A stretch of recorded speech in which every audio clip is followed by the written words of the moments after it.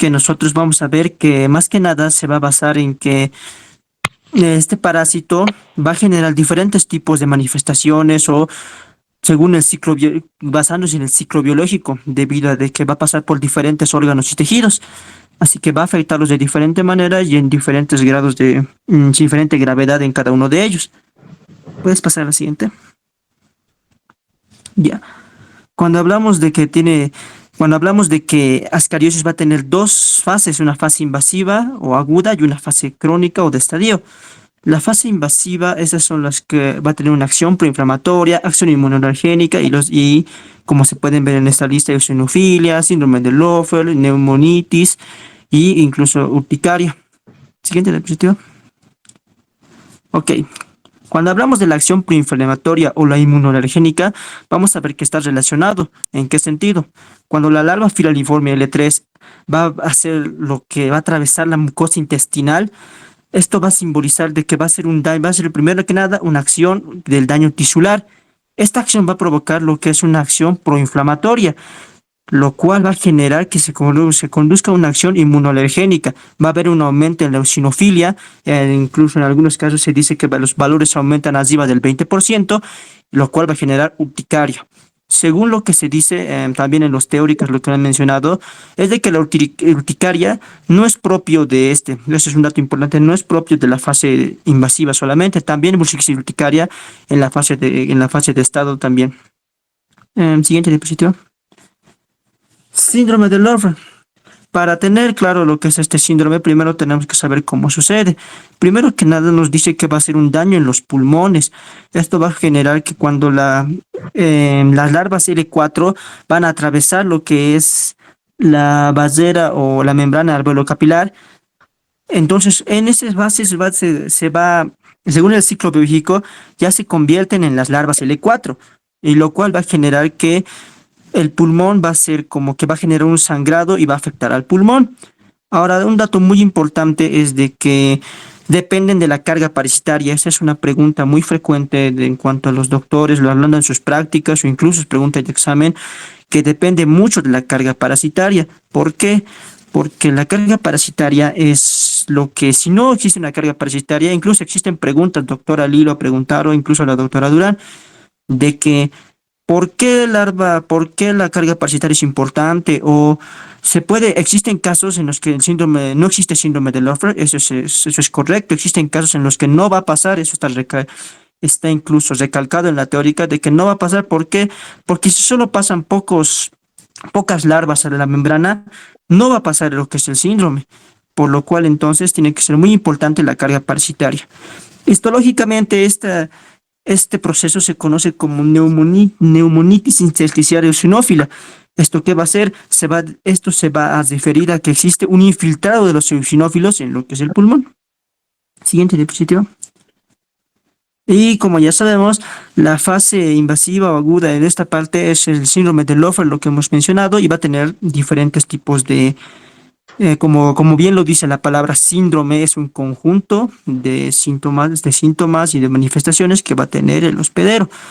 ¿Cuáles son los más frecuentes? La tos seca, expectoración mucosa y mucosanguinolenta, disnea, taquipnea, cianosis distal, eosinofilia y urticaria. La urticaria va a ser debido a que va a haber, como ya se mencionó, un aumento en los eosinófilos.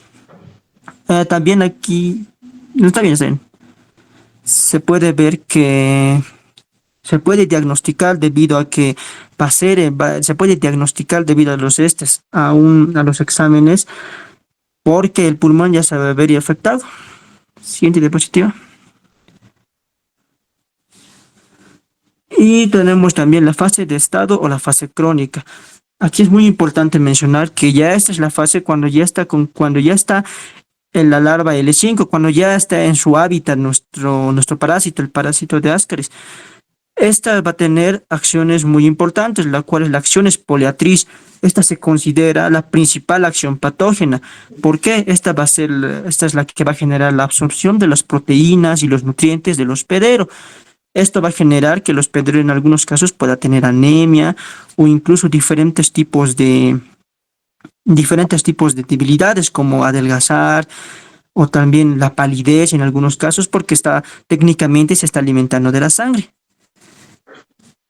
Ahora también tenemos la acción mecánica, el hilio mecánico. Esta se considera también como la segunda acción principal patógena.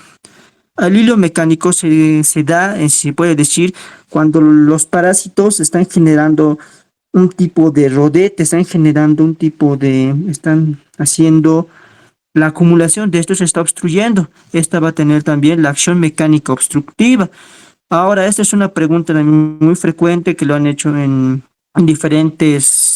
las diferentes pláticas de los doctores, que preguntan que, esto lo preguntó la doctora Durán y el doctor Martínez, que también dicen que si un parásito puede causar con algún síntoma obstructivo, y eso es correcto, porque cuando existe el comportamiento errático del parásito, esto ocurre cuando existe fiebre, consumo de alcohol o antihelmínticos, entonces va a ser lo que que el parásito va a tener un comportamiento errático y entonces pueda obstruir lo que es, en este caso va a generar la obstrucción de lo que es, en algunos casos va a obstruir la ampolla de váter o incluso va a provocar diferentes, si se va por la ampolla de váter, entonces lo que va a hacer va a provocar es pancreatitis o incluso puede generar, si se introduce por el apéndice, apendicitis o también puede provocar la colecistitis. Este es un caso muy grave y puede provocar la muerte.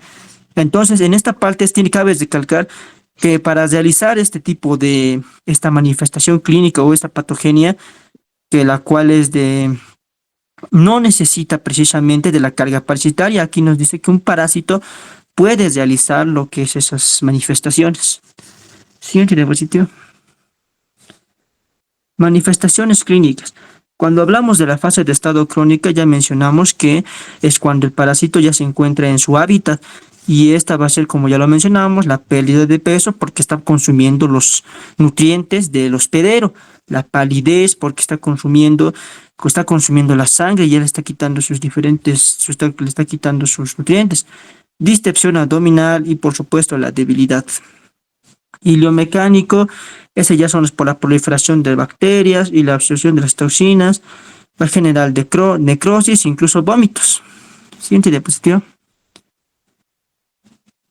Y por último, vamos a ver que el comportamiento errático, como ya hemos mencionado, puede producir la apéndicis, colecistitis, pancreatitis. Cabe recalcar que es muy importante y que estos van a ser por acción obstructiva. Puede ser pregunta de examen, incluso en los exámenes prácticos, porque supuestamente hay en los frascos que nos muestran en los auxiliares de que hay se puede ver el hilio mecánico en una de esas, así que puede ser pregunta de examen también. Siguiente diapositiva. Ya voy a dar esta parte. Muy buenas noches, compañeros, y el resto también.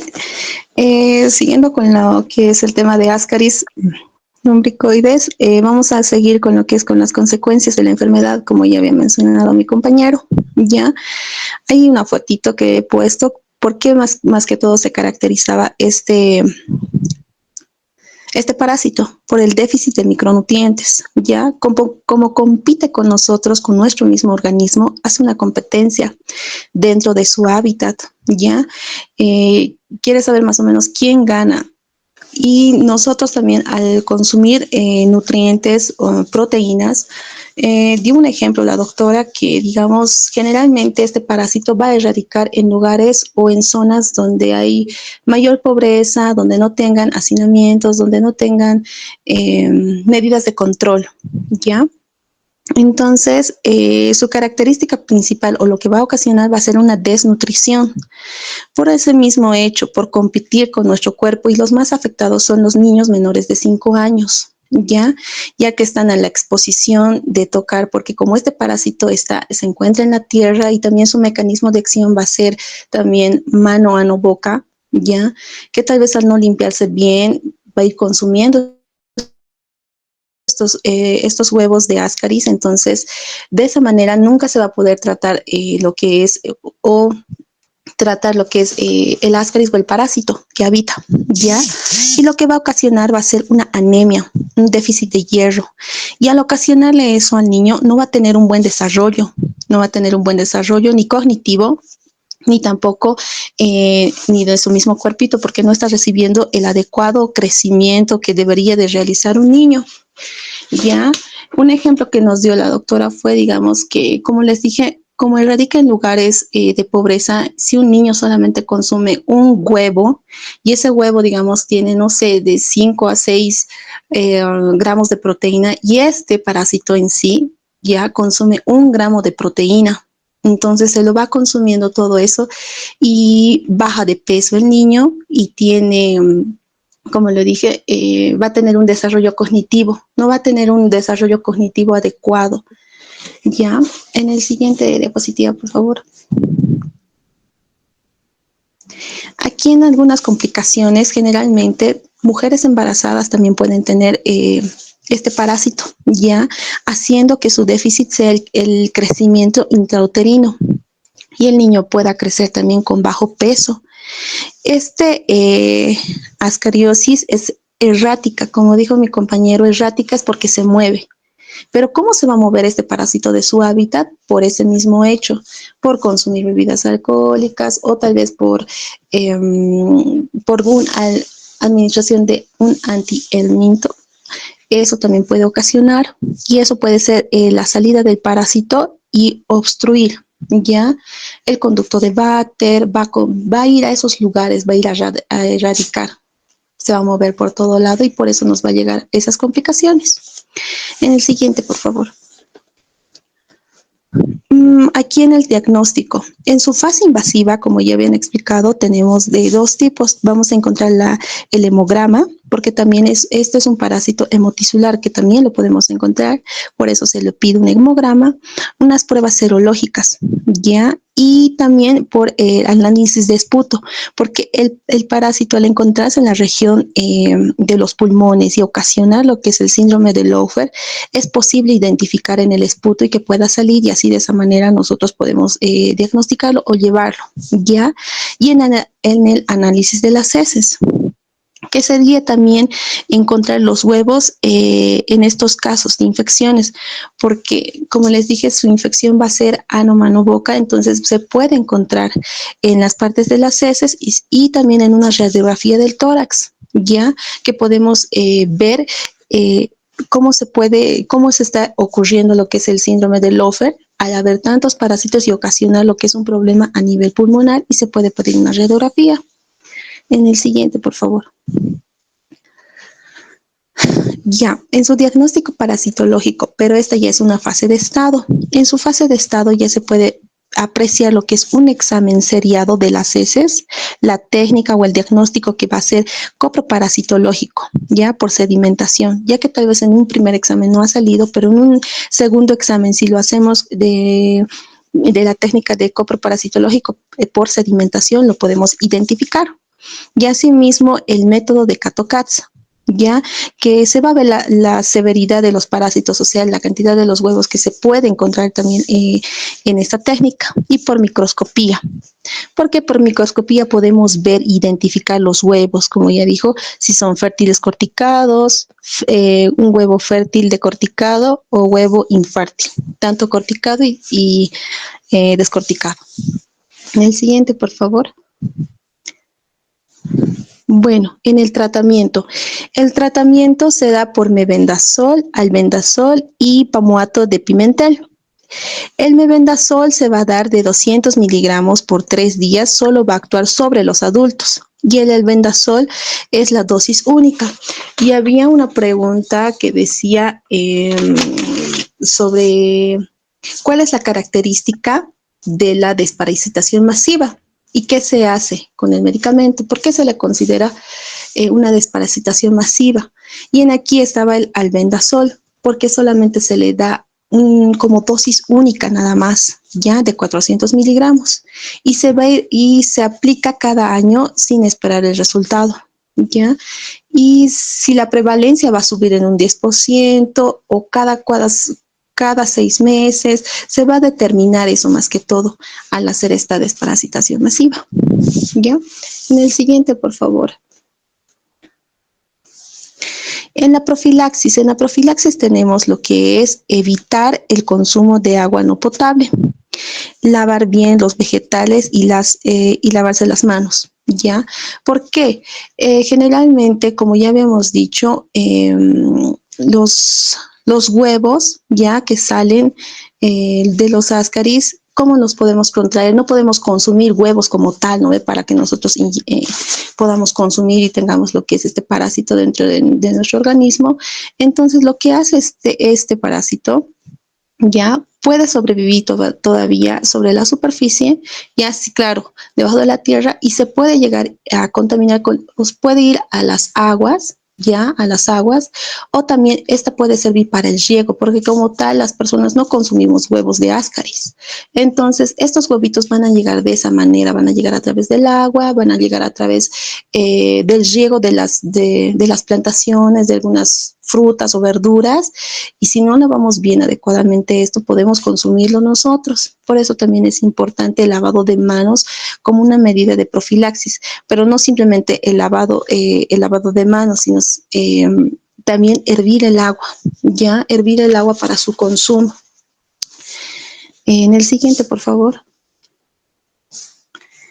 En una medida de control ya tendríamos que hacer lo que es, por ejemplo, el fecalismo no es una medida de control porque no se va a lograr, ya no se va a lograr. Lo que se va a lograr hacer es una educación a la población como tal. Ya hay que educar a la población, que se construyan letrinas y que estas letrinas también tienen que tener un adecuado tratado también, ya poner lo que son que se pone las letrinas, bueno, tapar estas letrinas ya con cenizas, porque generalmente eso es lo que hacen, taparlos con cenizas, porque si nos van a estar igualmente expuestos hacia el ambiente y de igual manera nos podemos contagiar, porque de alguna manera lo que se asienta, las lluvias, todo eso igual puede ocasionar. Y entonces hay que tener un buen tratado de educación a la población en cuanto a letrinas, ¿ya? No no regar los vegetales con agua contaminada. Si ya sabemos que hay personas que realizan sus necesidades, como es el fecalismo, en lugares, en ríos, ¿no ve? Entonces, no regar estos mismos a los vegetales, porque de esa misma manera también podemos consumir, ya que son microscópicos. ¿Ya? Lo que podemos realizar es proporcionar agua potable, pero como no hay en estos lugares, es necesario en estos lugares pobres o carentes hervir necesariamente el agua y no consumirlo de los pozos a sí mismo, ¿ya? Proporcionar un alcantarillado y proporcionar una desparasitación masiva que es necesario y más en lugares que han pasado o que tienen epidemias o endemias de lo que es de este parásito, ¿ya? Eso sería, creo. Bien, chicos, finalizando ya la exposición, vamos a presentarle las plaquitas que tenemos, que se vieron en el laboratorio, ¿no? Los huevos, primeramente tenemos los huevos fértiles decorticados. Como ya les mencioné, estos huevos van a presentar una forma ovalada sin sus mamelones, ¿no? Claramente se puede ver aquí que están sin sus mamelones. Acá tenemos un huevo fértil corticado.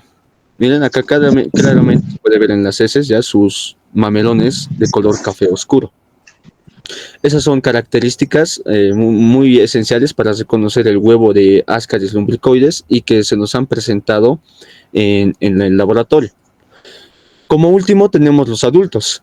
Acá tenemos adultos libres de Ascaris lumbricoides. Podemos reconocerlo por su color rosado y por su color blanquecino. Y aquí tenemos también un adulto que está en intestino delgado, ¿no?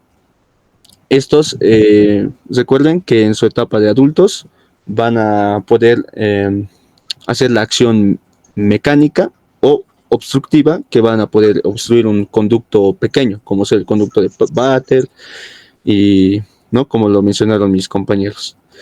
Eso sería todo.